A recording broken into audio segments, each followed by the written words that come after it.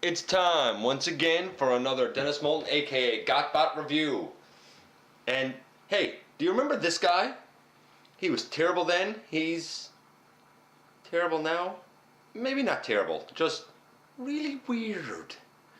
This is Transformers: Revenge of the Fallen. Yeah, that's right, a throwback for you. Voyager class, the Fallen himself.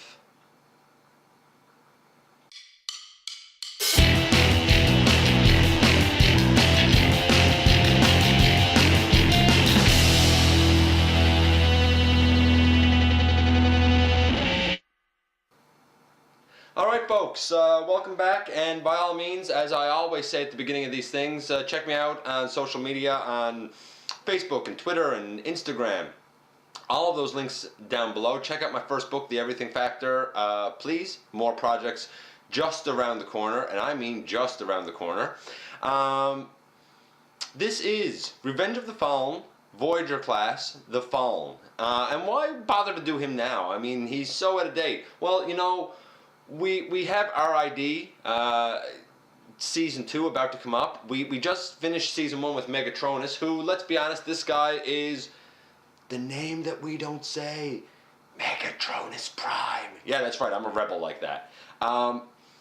Evermore known as The Fallen. He is the traitor of the Primes. He is the original Decepticon. He is the murderer of Solus Prime. He's not a nice guy, but Megatron loves him. So, as always, we're going to compare paint apps. We're going to compare posability, playability, and we're going to compare transformation. And I'm starting this guy out in bot mode because, honestly, he's weird in bot mode. He's weird in Cybertronian vehicle mode. Really weird. It's almost like the vehicle mode was given to him to say, hey, he's a transformer, he'll transform into something, because I don't remember seeing him transform into anything in the movie. Paint apps. Paint apps are pretty good on this guy, actually. He's a bit of a dark green, weird dark green color. His feet are mostly a gray color, but I like the translucent red in his knees, and for when he's, I don't know, energized up, powered up, you can pull out these red bits on his arms. And we'll pull it out on this side as well. These red bits on his arms. You know, his knees always kind of got the red bits. Am I missing any red bits anywhere? Oh, these red bits in his arms. They can also be shown. And, you know, probably the lamest gimmick that's ever been on a Transformer. Head forward, and there you go. Look at that. Now he is ferocious. Still, the translucent red does break up the you know, stark green color. You might notice I'm always fixing his feet. His feet are spring-loaded. You can see right here, I'm opening and closing them. He is terrible to stand. Terrible to stand unless he's on a hard surface and you can really plant him down. And my surface here is not bad, but obviously I have a covering over it. And once you get him stood up, he stands like a champion. It's just, I don't know why they spring-loaded these. I think that was a terrible move. It does not help his posability at all. In terms of posability, well, his head doesn't really do anything. It goes forward like this, and it goes forward like that because you want to be able to let these things out or close them back up. I'm going to put all of these back. Arms do go around 360. They do go way out, way up. He can smell his own armpit to make sure, you know, he's daisy fresh. There is a bicep swivel, you know, both sides obviously. His elbow has a deep elbow bend, but it's a very weird elbow that's way out from his body if you want it straight on, or you can turn it in and do the You know, gorilla bend across his body for gorilla arms. I guess that's, you know, it's good that you have the, you know, the option of going in, you know, when he wants to put his hand on his heart, his black heart, or black spark, I guess. The hands with 4, 5, 6, 7, 8 fingers. Yeah, that's, or 4 fingers and 4 thumbs. That can spin all the way around. So you can pretty much get that in any pose that you want. Does he have a waist swivel? He does, but part of his plane, some of his back kibble here sort of gets in the way of it a bit.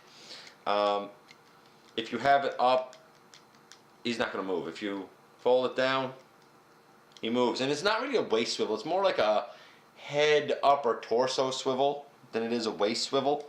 So yeah, really strange.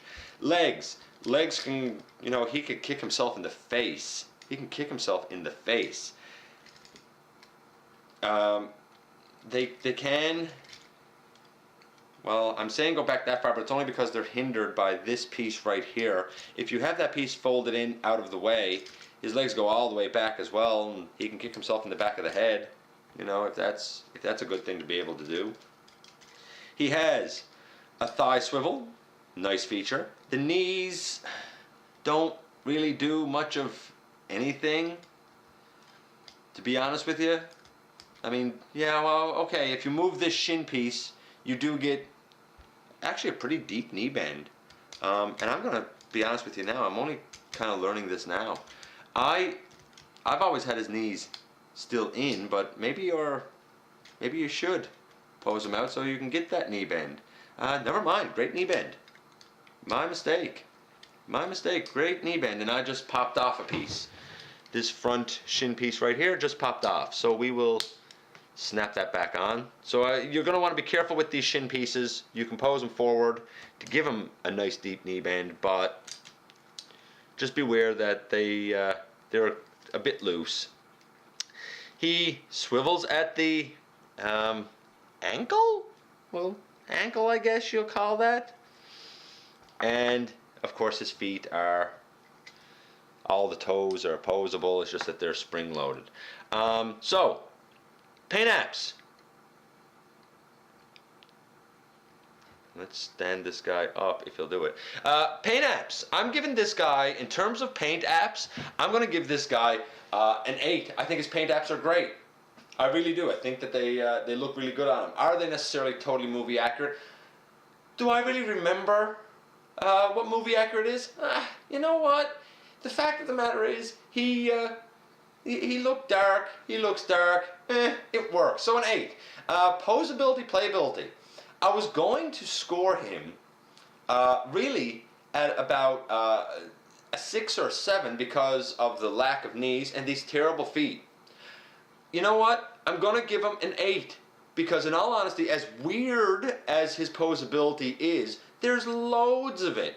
Why is he getting an 8 instead of a 10? Because of these terrible hinged feet. They never should have been hinged. So far, we have an 8 and an 8. Good marks for the Fallen, surprising even to me. He's also big and imposing, as the Fallen should be.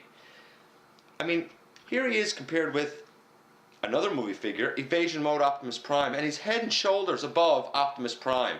2 primes, the bad guy, bigger, badder, could probably do more damage. It's just too bad that his feet are what they are. So let's move on to transformation for this guy. Where do you even start with transformation with something like this thing here? Well, let's do our best. First things first, you can turn his feet around because we're going to need that done in just a little bit. You can also flip down his cockpit if you want for his Cybertronian plane mode. That flips down from the back, it's back kibble. You can even flip out these. Actually, I suppose I should get his legs out of the way. Flip out these pieces right here that my fingers are on. And you can flip down that front or that back piece right there, that back kibble right there, you can leave this loose for now. It'll come into play in a little bit. His upper body, you turn around. Turn his upper body around, and when you have his upper body turned around, let's get these down, you can bring that up over his face. That piece of back kibble comes right up over his face like that, and it will kind of hide it. These legs, you can bring them up and leave them up like that for now if you're so inclined. I'm going to bring them all the way down and not worry about his arms at the moment. Am I going to bring these all the way down and not worry about his arms for the moment? Here, we'll twist them this way, underneath. And we're going to flip his leg in and flip his leg in. And for now, just position his legs kind of like this underneath him. Don't worry about it being perfect for now, because this guy is, like I said, he's weird. Let's go up and deal with his arms next and get those kind of locked into position. How do we deal with the Fallen's arms? Well, you bring them up all the way. That is step number one, bringing these arms up all the way. Yeah, okay, so his arms are really weird. Okay, let's see if I can deal with this for you. There's a slot right there, and there's a slot right there on either side of his head. I hope you can see that. And there's a little peg up on his arm, and there's a little peg up on his arm here. You need to push these back to the point, and you need to keep pushing even when you think you're done, because they need to slot into that area. They need to slot into that area. Let's put his legs down again. They need to push up and slot in. Now his arms are pegged in. Beautiful. We come around. We can kind of lay those legs back there for now. We come around, now we need to deal with his upper arms. Turn his upper arms, as I said, so that the inside of the arm, this part of the arm, is facing up. Turn the wrists, if you had them turned, so that the palms are facing up. And then you're going to bring these forward. This time, we have a peg up here. Peg right here, and it's going to go into a hole right here on his shoulder. And you need to be careful here, because with these weird elbow joints, you want to make sure that you're bending them from this joint up here, not trying to do it from the one down bottom. Bend it from the one up top. Bring it forward until you can snap in the arm to that little peg that I mentioned. Over on this side, same thing. You bring it up on that elbow joint, you keep pushing it forward until you can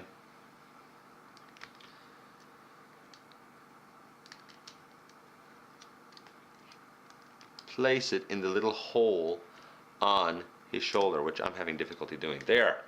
Now the instructions tell you to really just leave the hands visible like this. I personally like taking those forearm pieces and bringing them down over. Forearm piece and down over. Naturally, in doing that, I unpegged his arms from the shoulder holes. So I will take a second now and put those back in.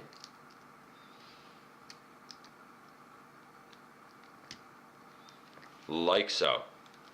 Just like so. I like having these, these arm pieces over. Of course, his hands are still a little bit visible. Then you have these little pieces right here, and you're just supposed to bring those down. I don't really get the point of them, but hey, okay, whatever. Then we have to deal with the legs, which are still currently free flowing here on the bottom of him. And the legs also tab in. Not easily, however. I will say that. They don't tab in the best. And it's not even really clear where they tab in, but you have a post, a slot a peg right here, and on the leg itself you have a hole right there. That is going to go over the little post up right here. Ideally. Does it work that well? Not the best. Not the best. You do try and line it up. It's extremely tight to get it in there. At least on my version it is. And you see me moving that little, you probably can see me moving this little silvery piece, gunmetal gray piece, to try and line it up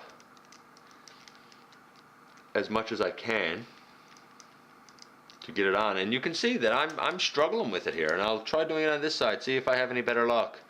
Over here, there you go, there you go. It went in over right here. It still has not gone in over right here yet. Let me try this again.